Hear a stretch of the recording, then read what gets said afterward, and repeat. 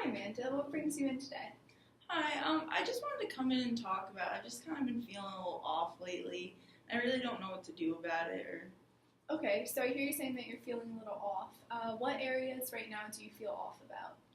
well, recently my husband left me and he took our kid um to, Texas where he lives now, and I was so used to, having a family that now that I'm on my own, I don't even want to go out. I just want to stay in, not really.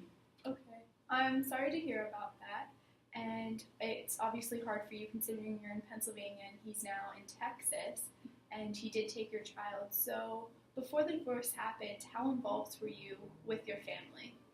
I was very involved. I was like the town soccer mom. I went to every game, like everything for my kids. Like all the kids knew me. I drove all the kids home. Like I knew all the parents, stuff like that. And now it's like it's not like that. I just miss my child anymore. I miss like the whole community that comes around with it. Yeah, okay, so I hear you saying that your child was obviously a big part of your life and you were very involved there. So I understand like how that can be hard for all of that to be taken away within a matter of seconds. So how has that affected how you act today and like who you are today? Well, I felt like before I had, a lot of energy, a lot of like spunk, just because I had to.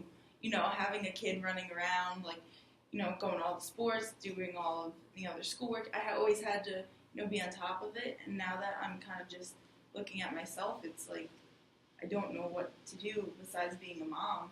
Yeah, okay, so I hear you saying before, you were very involved and now you kind of lost that sense of being a mom. Mm-hmm. So how does that make you feel, and do you have positive thoughts about this, negative thoughts? Like, where are you standing for Well, this? of course, I love being a mom, and I love my kids, and even my ex-husband, of course. But it's like now I don't really have a good view on them just because I don't get to see them. So I have this like negative feeling that they're just not in my life anymore, and that they kind of just left me. Yeah.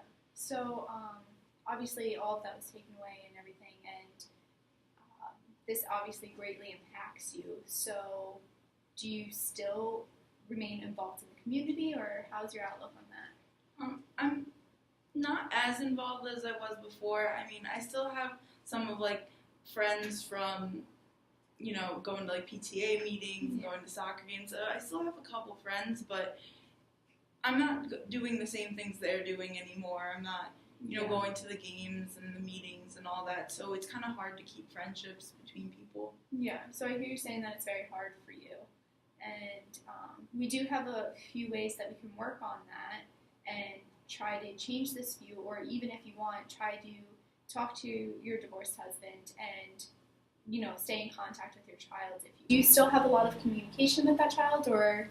Well, I mean, he's still very young, so it's, he's 4 years old now, so it's kind of hard to really talk to him in more of like a, deep mother relationship over the phone and, Skyping. I do get to see him. I have visitation, but it's just not the same as it used to be. Yeah, and obviously that visitation, it has to be from a flight from PA down to Texas, Right. So I can understand that it takes a huge toll on you and everything.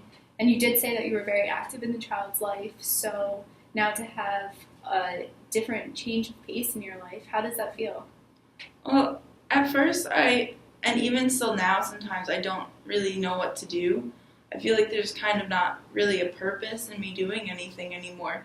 Because, I'd wake up and first thing I'd say, oh, gotta go check on him, like, see how my kid's doing, having my family and running those errands. Like, even if they didn't seem like it was that big of a deal, it was kind of my whole identity. So now I'm just kind of, I think that's why I've been feeling a little off, because I don't really know. Yeah. So by feeling off, how do you feel like about yourself in the situation? I think that, before I was a lot more confident, and now I'm finding myself, not wanting to get out of bed, not really wanting to deal with anything, and just kind of being sad all the time. Yeah. Okay, so on like a scale from 1 to 10, like how sad do you usually find yourself about this situation? Well, I mean, there are times where it's, a 10, like on birthdays or, holidays, things like that. But most of the time, it's like I've gotten used to having to do it, but yet also part of me is not used to it. So it's kind of like a 6 because I know that's what I have to do, but it's not that I want to do it and I don't want to not be in his life. Yeah.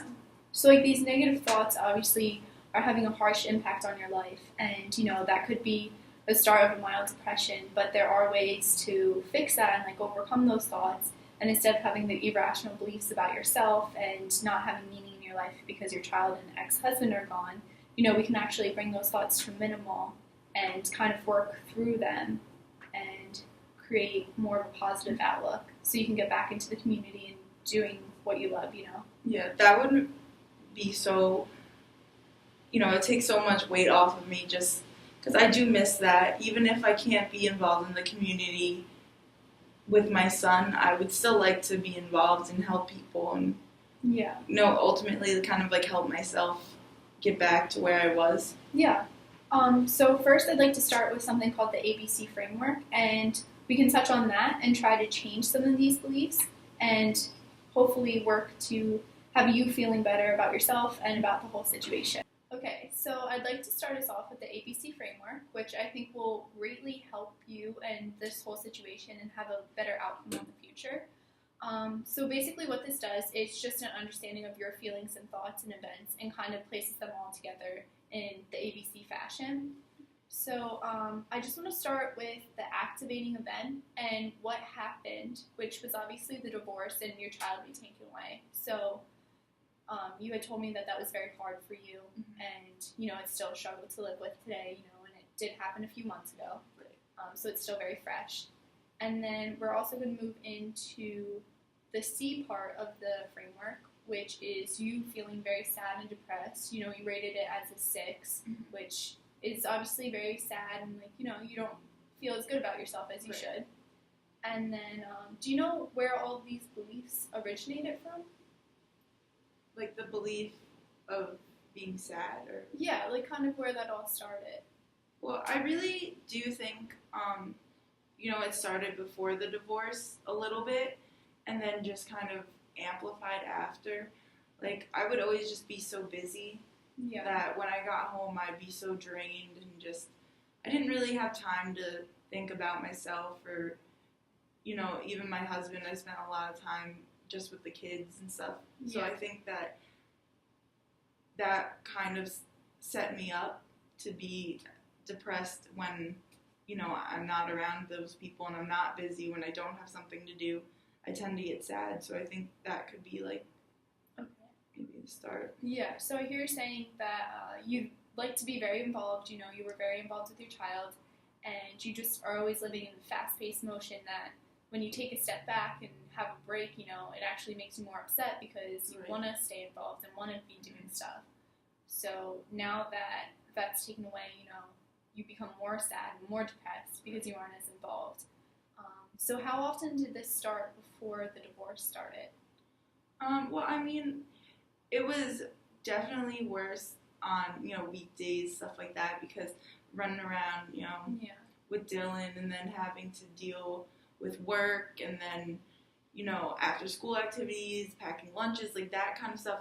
It was good then because I was so busy, and then on the weekends or, you know, when it wasn't as busy, you know, not during sports seasons or stuff like that, I would just, that's kind of when it started. Yeah, okay.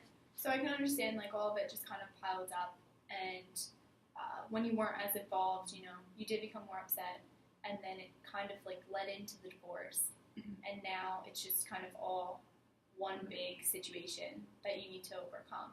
So I would like to start looking at life in a more positive way, because I really have just been feeling like a failure, because, you know, being a mother was the most important part in my life, and now that I don't have that, it's very hard for me, and I know that that was probably, like, one of the major reasons for my divorce. So it just is very, like, regretful, because now I can't spend time with either one of them, you know, even if it was, like, you know, 20 minutes or, you know, a little bit during the day where I got to saw them, that still made a big influence to me, but I think, you know, to him that wasn't enough.